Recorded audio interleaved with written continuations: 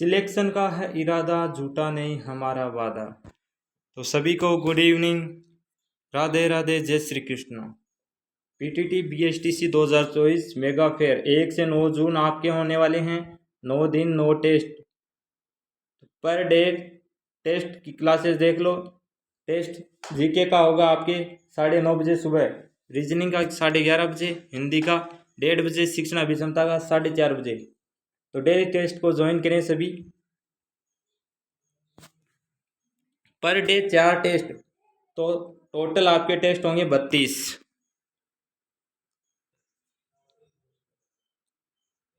तो मेरे प्यारे साथियों, आज सभी प्रश्नों के उत्तर आपको देने हैं कमेंट के अंदर। 10 सेकंड का समय होगा आपके पास, उसके उत्तर देने हैं सभी प्रश्नों के। और मुझे लगता है मैंने सबसे हार्ड से हार्ड प्रश्न लेके आया हूँ। अगर इनका आप जवाब सही देते हो तो मुझे लगता है आपका सिलेक्शन कोई नहीं रोक सकता है। राजस्थान में क्रिकेट का सबसे बड़ा पुरस्कार कौन सा है? तो मेरे प्यारे साथियों, जल्दी से कमेंट में बताओ, राजस्थान क्रिकेट का सबसे बड़ा पुरस्कार प्राइज कौन सा है? अर्जुन, वशिष्ठ, या महाराणा प्रताप, या मथुरा दास माथुर क्रिकेट अवार्ड? तो प्यारे साथियों जल्दी से बताएं सभी। 10 सेकंड का समय है आपके पास। तो ये प्रश्न आया है भाई, बीएसटीसी एग्जाम 2012 के अंदर ये प्रश्न आ चुका है। और ये प्रश्न सबसे कठिन है। क्रिकेट का सबसे बड़ा पुरस्कार मथुरा दास माथुर क्रिकेट अवार्ड। तो किस किस को आता था कि इसका ऑप्शन 4 होगा? जल्दी से कमेंट में बताएं सभी।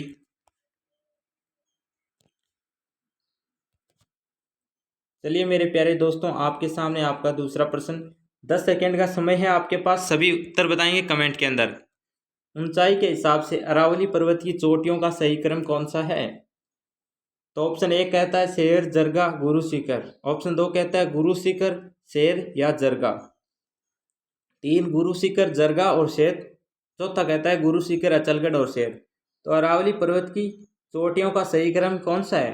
10 सेकंड का समय है, जल्दी से कमेंट में बताओ सभी। प्यारे साथियों जो भी बता रहे हैं गुरु शिखर, शेर और जरगा, उनका सही है। ऑप्शन 2 आपका सही है, गुरु शिखर, शेर और जरगा। किस किस को ये प्रश्न आता था कमेंट के अंदर बताएं।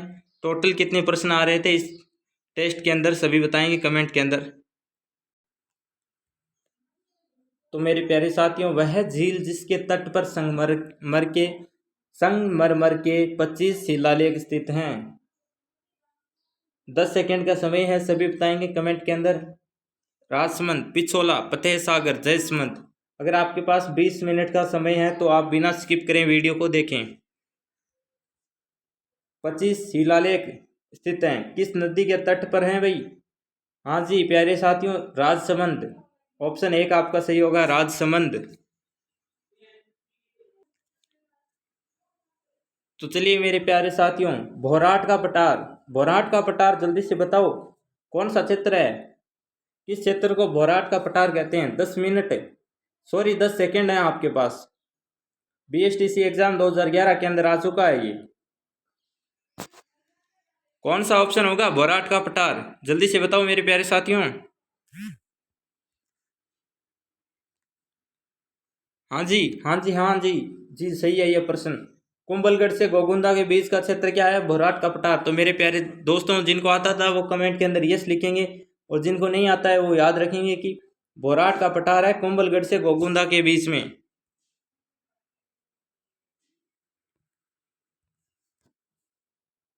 हाँ जी प्यारे दोस्तों जल्दी से बताओ, राजस्थान में पुरुषों की साक्षरता दर कितने प्रतिशत है? तो साक्षरता दर पूछी गई है, कितने प्रतिशत है राजस्थान के अंदर? 72.64, 65.4, 70.64 या 79.2? हाँ, पुरुषों की साक्षरता पूछी गई है। 2011 की जनगणना के अनुसार बतानी है भाई। हाँ जी, हाँ जी, ऑप्शन 4 10 सेकेंड के अंदर जिसने भी बता दिया कि 79.2 उनका सही है।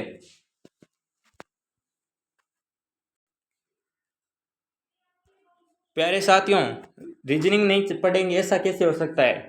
यदि प्लस का अर्थ है गुणा, माइनस का अर्थ है भाग, गुणा का अर्थ है माइनस एवं भाग का अर्थ है प्लस, तो सबसे इजी प्रश्न है ये। इसके अंदर एक फॉर्मूला लगता है मेरे दोस्तों, आपको पता है या नहीं? जल्दी से बताओ कमेंट के अंदर, बोर्ड मास वाला।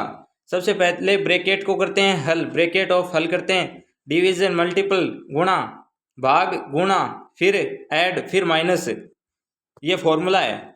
यहाँ पे देखो ब्रैकेट तो है नहीं किसी के अंदर, तो जो बोल रहा है वो लिख लो 5, प्लस का अर्थ है गुणा, 5 गुणा 8 है, माइनस का अर्थ क्या है भाग, तो 4 का भाग देना है। गुणा का अर्थ क्या है, गुणा का अर्थ है माइनस है, माइनस 2 कर दो, और भाग का अर्थ है प्लस, प्लस 9 कर दो। बताओ उत्तर जल्दी से सॉल्व करके बताओ।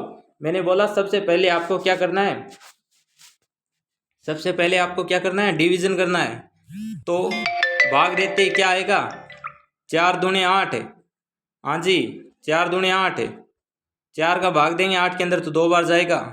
और उसके बाद में मैंने भाग के बाद में क्या बोला कि आपको करना है गुणा, तो 5 को 2 से गुणा करेंगे कितना आएगा 10, हाँ जी 10 आ गए। अब फिर मैंने क्या बोला कि उसके बाद में आपको जोड़ना है, जोड़ है तो 10 और 9 जोड़ने पे कितने आ जाएंगे 19, और 19 से 2 काटेंगे तो कितने आ जाएंगे 17। हाँ तो 17 किस ऑप्शन के अंदर है, सबसे इजी प्रश्न ऑप्शन 4 के ऑप्शन 3 के अंदर।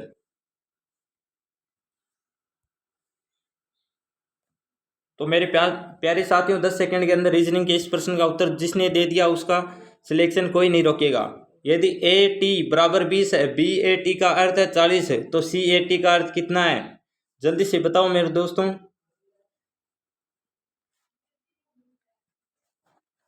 ए, देखो यहाँ पे कंफ्यूज मत हो जाना, ए का संख्या फिगर के हिसाब से काउंटिंग कर लो, 1 आ गया, और टी का 20, टी का 20 मान के चलो,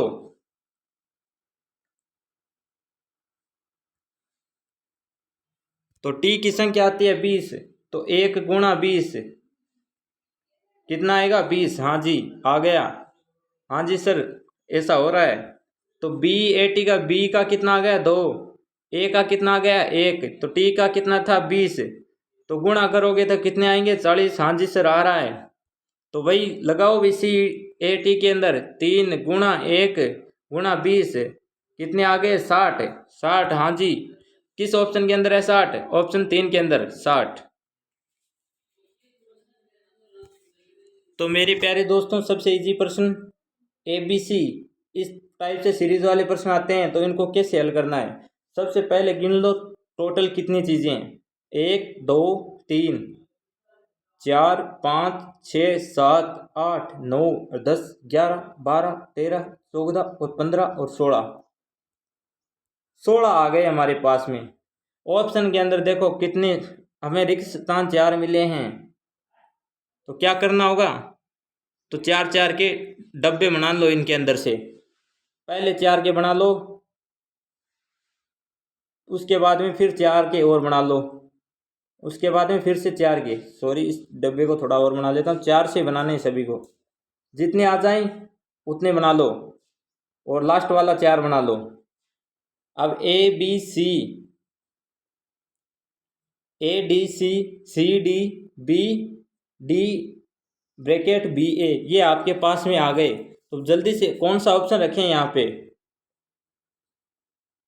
ए बी सी सी, यहाँ पे क्या रख ले सकते हैं, सी रख सकते हैं, ए बी सी सी,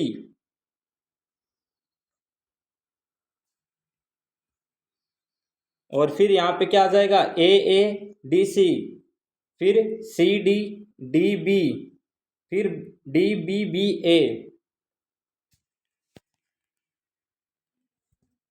ऐसे नहीं आएगा। फिर हम रखते हैं दूसरे ऑप्शन को ए बी सी, ये ऑप्शन सही है, जल्दी से बताओ सही है क्यों, ये बताओ, ए बी सी डी, फिर बी ए डी सी, फिर सी डी ए बी, फिर आएगा सी डी सी बी ए, ऑप्शन 3 आपका सही है।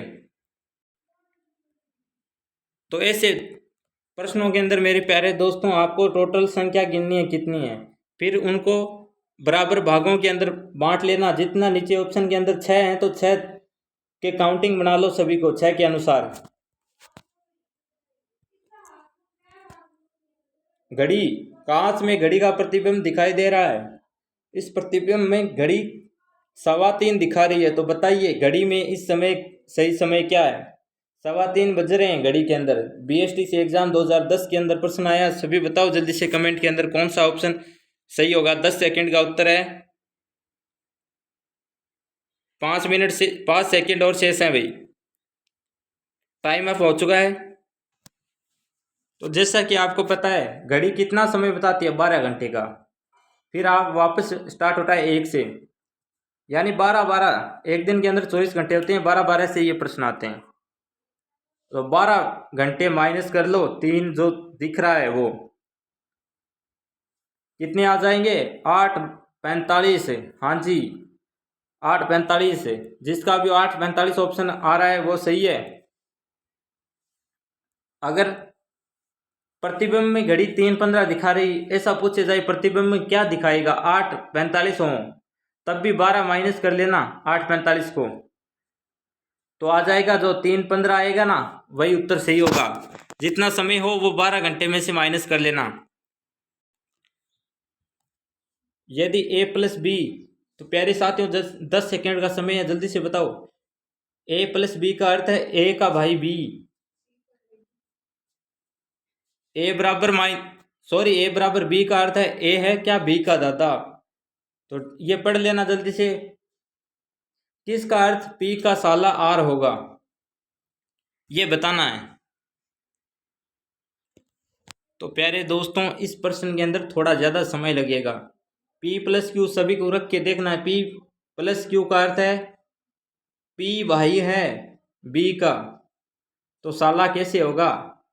गुणा R का, गुणा का अर्थ क्या है, A की पत्नी B, यानी Q, तो भाई है तो पत्नी कैसे होगी, तो इस ऑप्शन के अंदर तो ये गलत है।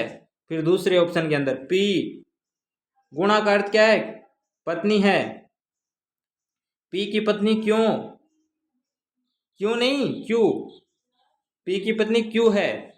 प्लस R का अर्थ क्या है, प्लस का, A का भाई B है, तो Q का भाई कौन है, R, तो P का क्या हो गया, साला।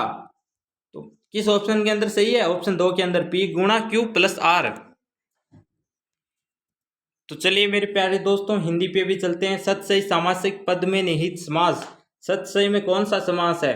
10 सेकंड का समय है, जल्दी से बताओ सभी कमेंट के अंदर किसको आता है ये प्रश्न। सतसई, सतसई 7 सईयों का समूह, द्विगु समास।